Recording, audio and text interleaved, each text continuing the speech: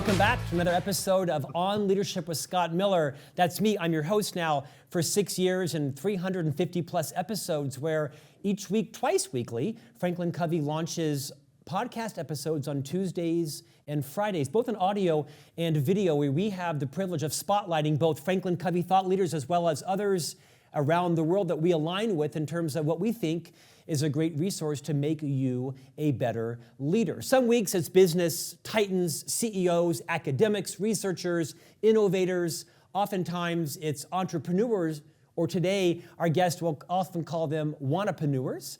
We also interview people that have suffered and survived sometimes unspeakable traumas and tragedies and live to share what is their story of resilience to help you when you may be faced with a similar issue. Today, our guest is Noah Kagan. He's the author of the best-selling book, $1 Million Weekend, The Surprisingly Simple Way to Launch a Seven-Figure Business in 48 Hours, from Austin, Texas. Noah, welcome to On Leadership. Scott Miller, amazing to be here. It's amazing to be here, because I taped that intro 3 times off air. We finally got it right. Noah, you and I had a chance to build some rapport off air. We've not met, have a lot of the same friends and same people in common.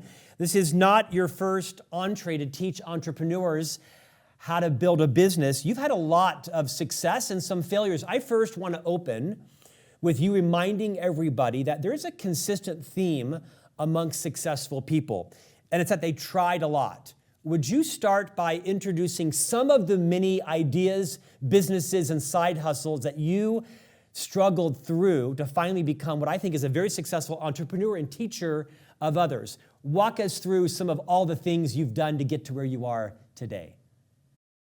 Yeah, it's been a journey to figure out that there's a process for being able to start businesses. And a lot of entrepreneurship is also learning about yourself, learning about who you can become. And whether you want to be a multimillionaire or whether you just want grocery money, I think everyone, whether you're in HR, whether you have a day job, whether you want it to be your full-time, should do entrepreneurship. So in my journey, I started out at a desk job at Intel, dun, dun, dun. And from there, I always dreamed of being an entrepreneur, and that was my goal. I didn't know how to do it. There wasn't a technique that I could really copy until today. And so I just tried so many different things. I ended up getting a job. I was one of the first people at Facebook.com. I got fired from there. Then I helped build Mint.com. I was number 4, got fired from there. Then I realized maybe I'm not supposed to have jobs. And also if you have a day job, it's risky, because maybe you don't like the work, or they decide they don't want to keep you as an employee, and they can make that decision in one moment. So I tried so many things over the next 10 plus years. Some worked okay, like I did conferences, Community Next and Entrepreneur 27. Never did conferences, but tried it and actually made a few $100,000 doing that. Built Facebook games. I lived in Argentina making Facebook games. I was one of the top Facebook game developers. And then I did payments for Facebook games. And then I just tried so many different businesses that did not work. Some of the ones you've never heard of, I can tell you. CollegeUp.org was a Craigslist for college students. MasturbationSock.com, kind of a joke. I know it sounds really silly, but yes, try that. FreeCalls2.com, NinjaCard.com, SoftwareTaco.com, just so many different things that I tried until around in 2010. I got really excited about the problem of helping software creators promote their products. And in a weekend, I was able to launch AppSumo.com, which is software deals for entrepreneurs, which today, 15 years later, is now going to do around $100 million a year in revenue. Noah, this is not a book review podcast. Most of our guests have a book. Sometimes I superficially address it. Other times I go deep into it. Today I'm going to actually go a little deeper, because I loved your book. And as all of our listeners and viewers know, I have no credibility when it comes to restaurants or movies. But I'm your guy when it comes to great book reviews, because I've written 7 myself and have interviewed and reviewed hundreds of others. Your book is very funny. It's uber practical. It's vulnerable. In fact, you open it sharing that your dad was a copier salesman, your mom was a nurse on the night shift at a hospital, and you didn't envision either of those being your path to success. And you very vulnerably share what was your path into Berkeley, including what some of your first courses were. Would you level set there? Because I think that gives permission for everyone listening to take a deep breath and kind of own their own mess, own their own journey, own their own frustration, and find a vision and a path to become a successful entrepreneur if that's their goal. Rewind to how you got into Berkeley and there's a particular course that you were forced to take that's kind of ironic. Yeah. Yeah, I took a breath as you were talking there, Scott. And I think for all of us, it's part of even putting together $1 Million Weekend and getting to be an entrepreneur to where I am today is really accepting myself. And I know that's not, that's not the tactical stuff which I do teach, but it's really recognizing like it's okay. And we have permission to live the life we want to live. And I think a lot of times what you hear from others and what people want to create is this gap that even though maybe you were born middle class, you don't have to stay there. And we can live these amazing, amazing lives. That's possible. And for me, growing up middle class, I had great parents, very lucky. But I always felt like success was out of reach for me or it wasn't available to my lane. And even getting into Berkeley, most people apply to college and get in. I got in as an extension student, which is kind of like the dumb students, meaning that normal kids drop out, and so we're the backups. And at Berkeley, for me, one, I was in ESL, so English as a second language. I was never really strong at English or writing, but it's something I've practiced over time. And I think, for all of us out there, there's some really cool stuff for us to do on this planet. And I think that's the message from the book as well as from my own journey where, it's frustrating. It takes time to figure these things out. But, if we go and face some of the hard and fun things in life, we can live these really amazing, rewarding experiences. No, I want to revisit that because there's I think, an important lesson there. You were born in the US. You speak how many languages? Right now, I just got out of a Spanish class. So my wife, soon-to-be wife, we're getting married in 2 days, speaks Spanish, and then I speak Hebrew. So my dad passed away, which I talk about in the book, and I wanted to speak to him in heaven. So I took about 5 years of Hebrew so I can be able to speak to him. But English is your first language. Hebrew is your second language. Is that correct? Yeah, Hebrew I just learned, Right. about 10 years ago. But my English sucks, just for clarity. And yes, I was English as a second language, meaning I had to learn how to do writing and speaking at UC Berkeley. I just think it's important. I don't want to belabor that, but I want to just remind people English is his first and primary language. And as he was entering Berkeley, I say this because I think the first 8 courses I took in college were like remedial high school courses that were non-credit just to be able to earn the ability to pay the money to earn a credit course. So I'm right there with you. I want to share the first pro tip that's in your book. I'm going to read the passage. I'm going to have you riff on it. Actually, before I do that, I want you to define for everybody what is an entrepreneur and what does a wannabepreneur mean? Define those two. Yeah. So, entrepreneur is a phrase I came up with about 15 years ago from a lot of people who like to play business. And in modern days, I like to say entrepreneur curious. I feel that's more optimistic. They're curious about entrepreneurship, and maybe they're uninformed, but a lot of what they do is playing of entrepreneur business. So what does that look like? It means they've bought a domain, but they've never launched it. They've asked about patents or registering their LLC, but don't even have one customer. They have taken courses. They've read a lot of books. They have gone to maybe gotten an MBA thing, and they still don't have one paying customer. And as I've gotten older, I'm not trying to discourage those people. I'm just saying that there is another way. And to me, an entrepreneur is anyone who's helped one other person. And an entrepreneur, I think there's definitely a lot of different labels around it. For me, it's like someone that's willing to take a chance on themselves. They're willing to say, hey, I noticed a problem in business. Maybe it's with food, like cookies. Maybe it's with software. Maybe it's with a service. It could be anything. And they've actually gone out and really helped one other customer who's decided to pay them for that work. In fact, in your book, there's so many great tips in here. I want to read this tip first. Be patient with me. Don't base your happiness or your self-worth on being the smartest, the most successful, the richest, because being so focused on the end result sets you up for a major fall, because there's always going to be someone who's smarter, more successful, and richer. And every time you see that you've fallen short, it will eat away at your motivation. Defining yourself by the things you do each day, the process will get you to where you want to be quicker and more joyfully than measuring yourself against others. This is pablum you write in every book by entrepreneurs. I want you to take that and break that down and remind people really pragmatically how important it is to have a process, a formula to measure yourself against versus other people's success. Yeah, and I think jealousy, by the way, is a great thing. Jealousy is a directional compass about what's lacking in our own lives, about where we want to go. And I think entrepreneurship is just great, whether you want to have a day job or you want that to be your full-time employment. Now, let me just speak for myself with $1 Million Weekend. Before the book came out, I just focused on the work. It was writing the book, meeting with customers. I literally had a guy, Jake, who lived at my house for 48 hours doing the $1 Million Weekend process, working on promotion, working on even, being able to meet people like Stephen Covey's, this podcast. You guys, it's one of my favorite books literally of all time. Now, when the book came out, I started checking Amazon ranking every day. And I was up at 6 a.m. looking at the stats. And I was up thinking, oh my God, my ranking is going up and down and all these different things.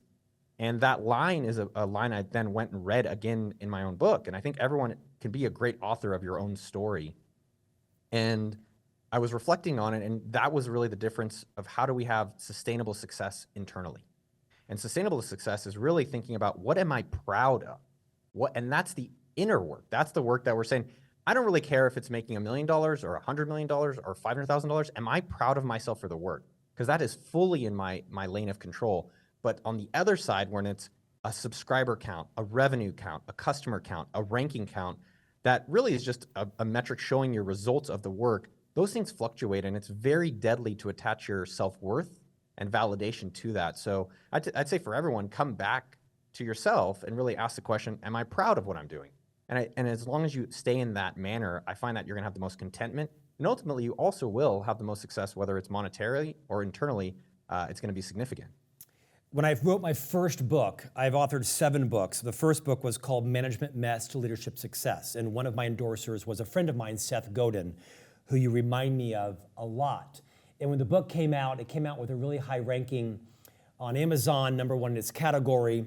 And I sent Seth an email who had endorsed the book, and I gave him all of that. And he wrote back like 3 lines. Congrats, stop checking, start writing. Meaning like write #2, write book #2. And that's been such great advice for me. Stop checking and start writing. You mentioned in your book, quote, it is deadly to build a business without first verifying that there are paying customers. Well, I could have read that $300,000 ago. Talk about what are some of the mistakes that entrepreneurs make by convincing themselves they've got a great idea, and they create a course, or they create a product, and they create the website and the domain name, and they pay the attorney before they've ever actually verified that 1 or 2 or 10 or 100 people actually want to pay for it. This is a fundamental entrepreneurship principle. Riff on this. Yeah, what we're taught is that you, and I've done this with millions of dollars of waste. You build this thing, you do research, you go to college, you write a business plan, and then you find out if people have a problem. And so that's taking a solution and then finding problems. And what I reverse, and what I think is much easier and faster and cheaper, and you could do it in a weekend, especially if people have families and day jobs, is find problems that people are excited to pay you to solve. So let me give you an example of this. There's a guy named Jake, and Jake read $1 Million Weekend, and Jake's had the same idea that he's talked about with his wife, he's talked about with his buddies, he's talked about at work, about doing his own business for the past 24 months. And he wants to do golf trips. I'm not a golfer. I do the driving range or maybe putt-putt, but that's the extent of it. So it's not a business I'm interested in solving, but I think the best businesses to start are ones that you're excited to have yourself be a customer. So Jake, instead of buying a domain, instead of getting Shopify, instead of doing research, instead of wasting the 2 years he already wasted in a weekend because he read the book and went through the process, Jake followed the process and was able to get 5 paying customers for golf trips in a weekend. And now he's actually delivering on these golf trips. And so some of the key takeaways for people that have been out there thinking about doing their own business, one, what you think might be a joke or a hobby or just something you've done for fun that people have been excited about, that's a business. Number 2, I encourage people as they're getting businesses going to think about how do you pre-sell what you're doing to see if there's actual demand for what you're working on. Now, people, when I talk about pre-ordering and pre-selling specifically, they're like, nah, I don't want to pre-sell it because like people won't buy it. And then I remind everyone, almost everything you buy, me, buy is pre-ordered. What? What are you talking about, Noah? Yes, you're pre-ordering everything. You pre-ordered it on Amazon. How do you know it existed before it got to your door? You don't. When you had food delivery, if you ordered from DoorDash or Uber Eats, how did you know that restaurant existed? You don't. Your airline tickets, your events tickets, Almost every single thing we do is pre-ordering. So as you are getting your business validated, instead of spending all this time to build it, why don't you just pre-sell it, see if people want it. If they want it, give it to them. If they don't, great. Let's find something people are excited to then be having you solve as a problem. The absolute two most valuable pages in your book are page 49 and 50. I don't typically read passages from books, but this is fire. I'm going to read them, and I'm going to have you riff on them. Okay, you have an idea for a dog walking app. How would you go about doing it? Here's the way most people, most entrepreneurs would do it. One, spend hours at home. But I'm going to have you read it because I want you to read it with your own inflection. Yeah. So you read it, and then I want you to read what they should do. Go all the way to number 3 Yeah. on page 50 for me. And I like separating this stuff out, Scott, where there's customer first approaches. And this, by the way, I help run AppSumo.com, the CEO. It's a $100 million a year business. We're still applying these principles. And I have to call that out because sometimes people are like, it's just so small stuff. I'm like, this is the stuff that gets to 8, 9, 10-figure businesses. And so how do you be customer first in your approaches, meaning working backwards from your customers' problems, not from the founder's first problems. So I call it founder first mentality versus customer first. And let me give you a specific example that I think will really help people understand it. So if you're thinking about starting a dog walking app as a thing, there's Rover and some of these businesses that are billion-dollar businesses around this. How would you go about doing it? Now, here's the way that most people, most entrepreneurs would do it. Number one, spend hours at home thinking about the app and coming up with clever names for it, like Dog World. 2, spend $100 hiring their cousin to draw a cool logo. Thanks, Gabe. Number 3, set up an LLC. Number 4, watch YouTube videos about apps and programming and business and dogs. 5, consider signing up for a developer bootcamp and quickly realize coding is hard. Number 6, buy the domain name for the snazzy website they're going to build. 7, look into hiring a developer on Upwork and quickly realize it's expensive. 8, give up again. Does that sound familiar? That's called founder first. And I literally hear this every single day, how it's common. And I start $1 Million Weekend with frequently made excuses to help people understand that all these things that they've gone through or will go through are solvable. Now, we're going to actually try here a customer first approach to explore our idea for a dog walking app. Number 1, call or text 3 people right now, who have dogs and ask them to pay you to walk their dog. 2, turns out none of these dog owners have problems walking their dog. You discover their real problem is finding dog sitters when they're traveling. 3, ask for their next travel dates and have them pay you a deposit. They pay. Jackpot.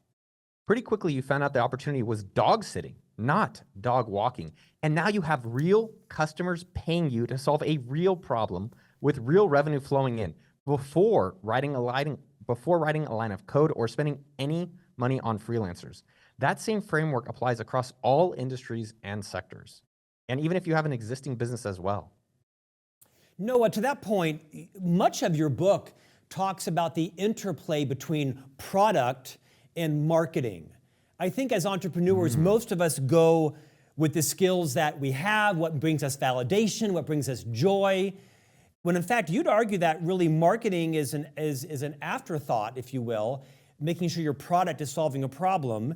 Riff on this idea of how important it is to get your product right and perhaps then back into marketing. Yeah, marketing is very easy when you have a great product. And a great product solves a real problem. Let me give you an example, literally from this month of what happened here. And I think this will really clarify. So someone read the book $1 Million Weekend, and one of the things I teach in the book is called Law of 100, and it's about doing things 100 times so that you don't quit too soon.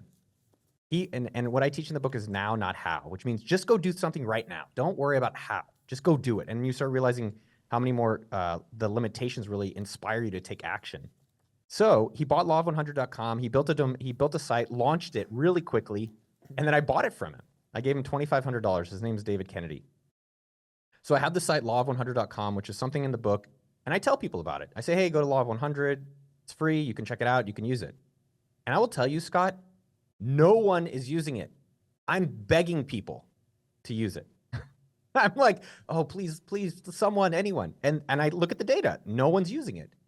And that's the beauty of doing something so quickly to find out, okay, they don't want it. And so I went back to people that I was mentioning it to, and I said, hey, you guys don't seem to have a problem of your habit tracking, or the way I'm trying to solve it for you isn't working. Another problem that I'm facing is selling something online in under 60 seconds. They're like, what do you mean? No, I'm like, yeah, if I wanted to sell $1 Million Weekend as a test to validate that it's a problem people have, how could I do it in under 60 seconds? It's not, you can't, right? So maybe let me create, is this a problem that you guys have? And everyone's like, yeah, I have that problem. Let me follow the $1 Million Weekend process. Who here is going to put down a deposit or a payment that says they're actually serious about this problem, which is instant landing pages to collect payments? I received over $500 from 50 people within 30 minutes. Now, that's the reality. And a lot of times people come to me, Scott, and they say, no, how do I do marketing? I've done marketing for mint.com, did pretty well. Facebook, AppSumo, million sub YouTube channel, top 400 book in the world. Like, I'm pretty good at marketing. But when they ask me about marketing, it's generally they have business problems, meaning that they have a business that no one wants, and they're trying to fix that with marketing. And what they really need to do is find a problem people are excited for, and then marketing becomes a whole lot easier. A transition into this concept of learning how to ask. In the book, you write, develop your ask muscle. And you have some pretty outrageous suggestions on how to start. I think the first one was ask for a 10% discount on your cup of coffee. Talk about why it's so hard for people to ask, why it's so important, and then how to build your ask muscle.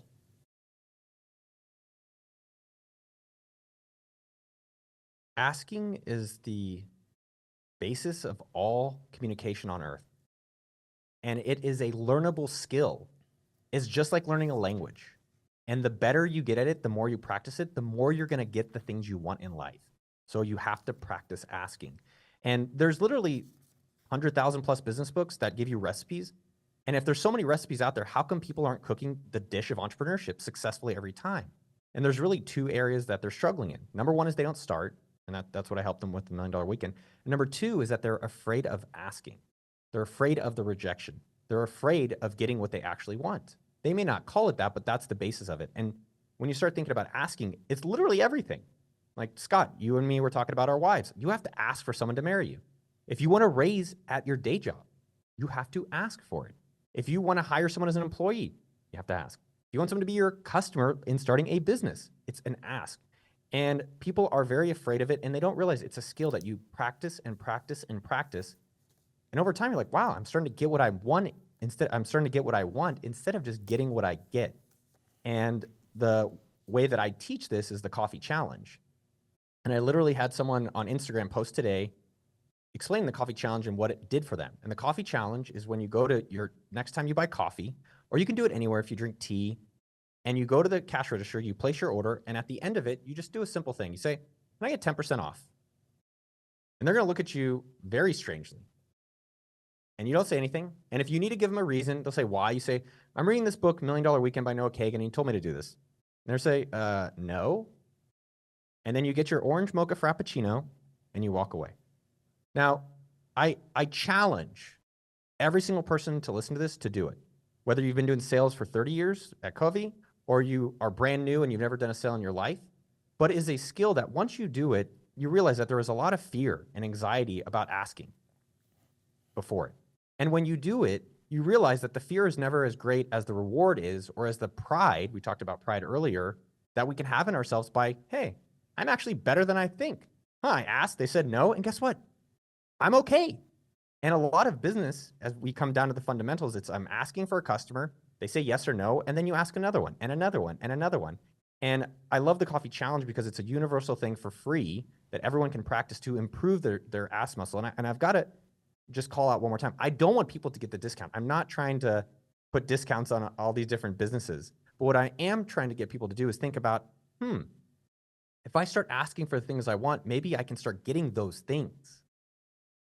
Noah, take it a step further, because in the book you also talk about how important it is to build your rejection goals. Riff on that concept for a moment. Well, you talked about one of our mutual friends, Seth Godin. So I asked Seth Godin to be on the back of my book, and he said no. And I love Seth Godin. He's my idol. He's my marketing idol. And I've read most of his books. And rejection is a test if you want something or not. And rejection is inevitable in life. That means you're trying something new. That means you're trying something you didn't know what the outcome could be. And that's amazing because you can get a brief rejection, which is temporary, or you can get a wife or a customer or a business that you can live these dream lives on. And the way I like to frame rejection a lot of times is make it in a game. A lot of times it's not about you, it's about the problem, it's about the thing. So separate your ego from what they're actually rejecting. So with Seth Godin, he said, yeah, this book doesn't align with me. I was like, okay, can you tell me more? I'd love feedback. And he explained about some of the way I'm approaching it, which that's okay. There's literally 99 other people who did say yes.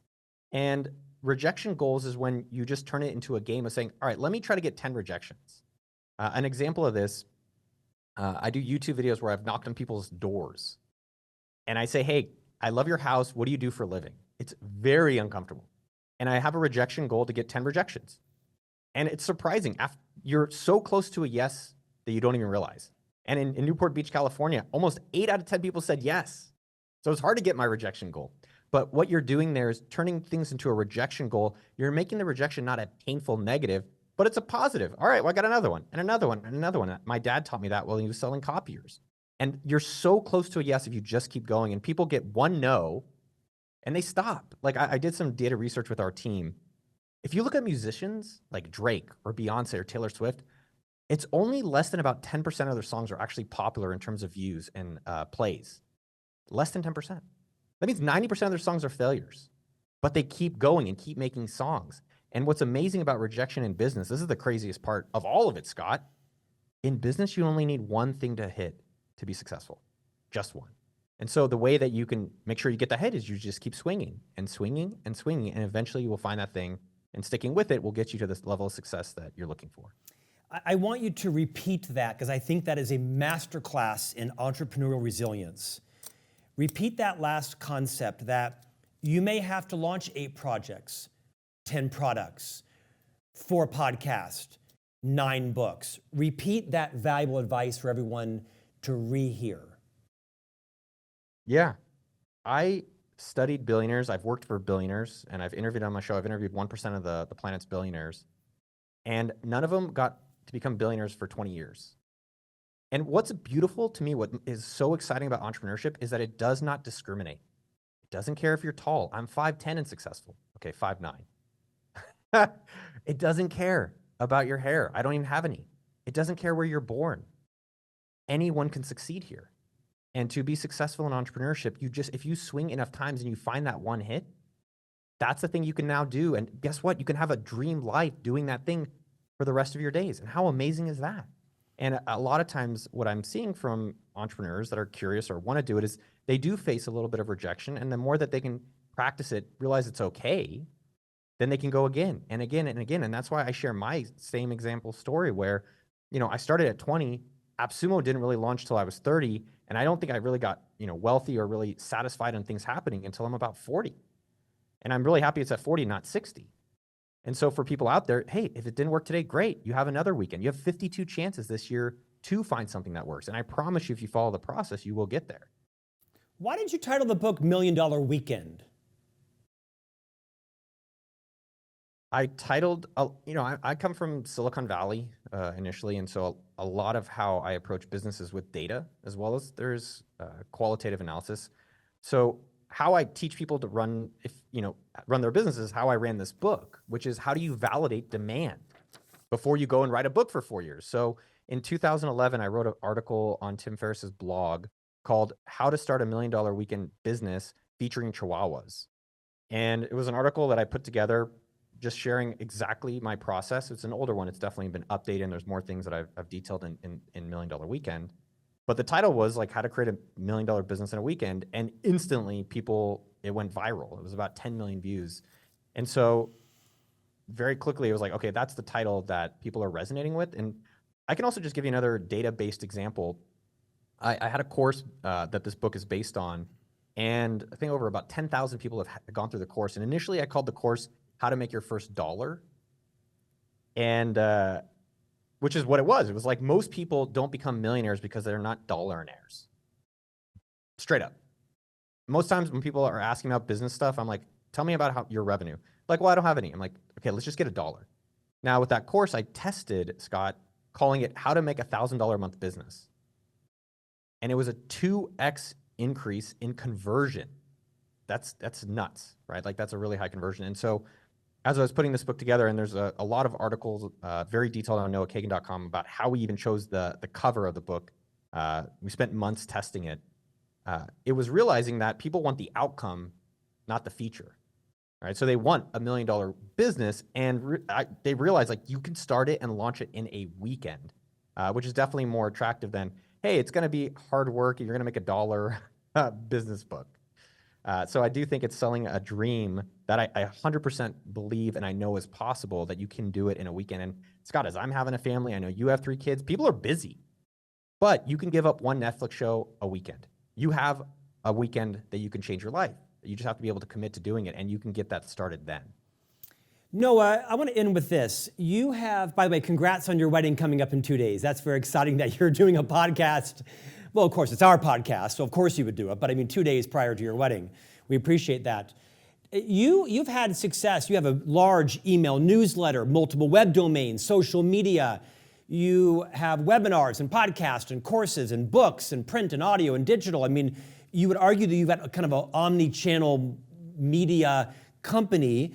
Is there any particular one of those that you would say, everyone you need a newsletter, everyone you need to opt in, everyone you need a robust social platform? Is there any advice you might give for people that are kind of awash in all the ways they can communicate with list aggregation and social platforms?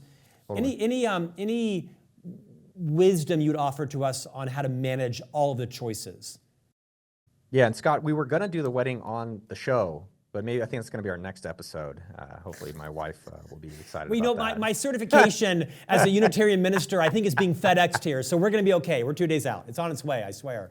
Awesome. We're going to do the honeymoon at the Franklin Covey offices. Just a full sponsorship. I love it. Man, you're a big spender, brother. You're a big spender. She's a lucky gal. We are, my lifestyle inflation's increased. And we do talk about that in the book about, to actually have a successful entrepreneurship is much cheaper than people realize. And I break down with your freedom. Your lifestyle inflation has only started once you have children in this world. So call me in a year. I will need to call you. I'll probably ask for a 10% discount. So with business, and let me give you a few things. What Scott's asking, and this literally applies whether you're a software business, whether you're a service business, whether you're a restaurant business. Sometimes the hardest thing is to get the customer in the door. And then the next hardest thing is to get them to come back. And people make this way harder on themselves than they have to. And so what I would encourage everyone to think about in their own businesses, whether they're in HR, whether they're a CEO, whether they're entrepreneur curious, whether they just got their first customer, which is amazing. There's 2 ways I like to view it. What's the one way that you get people to find out about you? What is your marketing motion that you can repeatedly do that people find out about you so that they can potentially be your customers? And so for me, I have dedicated everything to YouTube. So for the past 3 years, I've hired a team. I've lost $250,000 a year, or you could say I've invested it, which is the way I look at it. And now I have a YouTube channel with 1 million subscribers, which is amazing. And it's been me helping others on their business journey. Now, what happens though is that you find your one channel to grow. And this is, again, I interviewed billionaires. All billionaires, literally, get rich from one thing. And most other people, though, seem that they want to try to diversify 10 things to get rich. And it's like, well, I don't know. Success is leaving a clue. Why don't we copy it? The same goes with your marketing and your business. So copy one channel that works really, really well for you. Maybe it's YouTube. Maybe it's ads. Maybe it's affiliate. Maybe it's PR. Maybe it's offline events. Maybe it's meetup.com. Maybe it's using Eventbrite. I don't know. But find the one channel that you can do over and over and over, and it keeps bringing your new audience. Now, the second part, what you were asking, Scott, is about email. And so now I have 1 million subscriber YouTube channel, which is amazing. And I love making content. I've been doing this for 24 years. I just love it. It's fun. People ask why? Because it's fun. I like connecting. I like that I get to meet people like Scott and share my experiences with others. I put out 2 videos in the past month. Both of these videos barely got 100,000 views. That's disappointing. The reality is that YouTube is the winner. Facebook ads are the winner. The platform wins. And so YouTube decided not to show the video that we spent, I think, $30,000 in terms of team cost to make, decided not to show it. Now, I don't like being dependent on someone else to run my business. And so what I recommend is your email list is the best way to control communication with your audience and or your customers. And so aggressively, I think about social media and these channels to grow the awareness or grow my audience and customers, and email as a way of communicating and interacting with my customers so I'm not dependent on an algorithm or platform changing the game. And I see this from a lot of people. Every time people start email lists, they're like, I wish I would have started it sooner. And AppSumo.com, $100 million a year business, half of our revenue comes from email. And I'm not saying you have to go and send daily emails and spam people. What I am recommending is, I think if you tested it out, this is one of our values at AppSumo, which is test and invest, I think you'd be surprised what you find out. Noah, I'm going to take 2 more minutes because I want to ask you a question. You strike me as a very courageous, vulnerable, transparent guy. You walked on our podcast, metaphorically, and announced you've been fired from 2 of the last corporate jobs you had. You list in the book all of your failures, what the ideas were. You strike me as a fairly fearless, courageous person. I'm similar. My first book was Management Mess to Leadership Success. I confessed all of my leadership sins. It's why my human resource file was an expandable folder. All the problems I'd caused as an officer in this very company right here. Nothing illegal or moral, but sometimes suspect. I'm guessing that's a superpower of yours. How do other people learn to get over to themselves? A friend of mine is Rachel Hollis. And Rachel Hollis says people don't fear failure. They fear having other people see them fail. In the last minute or 2, will you empower the millions of people that are watching and listening to this podcast around the world from 100+ countries? How do they develop a sense of courage and fearlessness of what it takes to become successful on your own terms? Send us off with that thought. The more action you take improves how you can become more courageous, which will ultimately improve your confidence. So here's what I'd like to tell you and show you versus just tell you about it, right? What can you do today to find out who you can become? Not tomorrow, not next week. You can actually find out right now. You don't have to worry about the how. And so what I would encourage you to do, I'll give you a few examples that everyone can realize they are way more courageous than they realize, and they can live a much more amazing life than they ever expected. Post something on social media today. And it doesn't have to be social media. I'm not a person, I don't even do social media. That's fine. But if you choose, just think about a few things you can do today. Post something on social media that maybe you're a little bit uncomfortable about, see what happens. That's what happened for me. 15 years ago, I posted how I got fired by Facebook. I was scared, but I was like, I just want to see what happens. I didn't realize it would go viral. And that would be literally a calling card that I would be talking about 20 years later. So if you don't want to post social media, that's okay. Secondly, ask someone for feedback. Ask someone for feedback. And that's a courageous thing you could do. It doesn't have to necessarily be a public thing. But say, hey, I know we've been working together a while. What are 2 things you like about me? And what are 2 things you think I can improve about myself? That is something you could do right now via your text, via your phone, via your Slack, via your Microsoft Teams, or whatever it is. And you could find out that you're more courageous than you think. And, courageous is being afraid and doing it anyways. And people might think, oh, Noah's not afraid. I'm afraid all the time. I'm afraid of being a father. I'm afraid of not being present for my wife and for our kid. And I still think, though, okay, let's step into that. And I had a therapist who would say the only way in is through. And this is available for everyone. And it's something that it's a skill you can keep practicing. And you could keep doing it. Everyone can do it. And yeah, I think what I've realized from $1 Million Weekend for me and for everyone who's read it is that we all have a hero's journey in us. Mm-hmm. And it doesn't have to be these extremisms, which I think are way too much. Like you have to run 100 miles or you have to be a billionaire. It's like, why not be a grocerinaire? Why not just go for a walk? But the reality and the power that you're going to find in yourself is when you take a little bit of action, even a tiny speck of action today, right now. Don't worry about how. Just do something right now that maybe you're a little bit afraid of, and you'll start realizing how great you are and how great you can become. My brother from another mother, Noah Kagan, the author of the book $1 Million Weekend, The Surprising Simple Way to Launch a 7-Figure Business in 48 Hours, founder and CEO of AppSumo. Noah, thank you for your time today. Thanks, Scott. And we'll see you back here next week for a new conversation on leadership.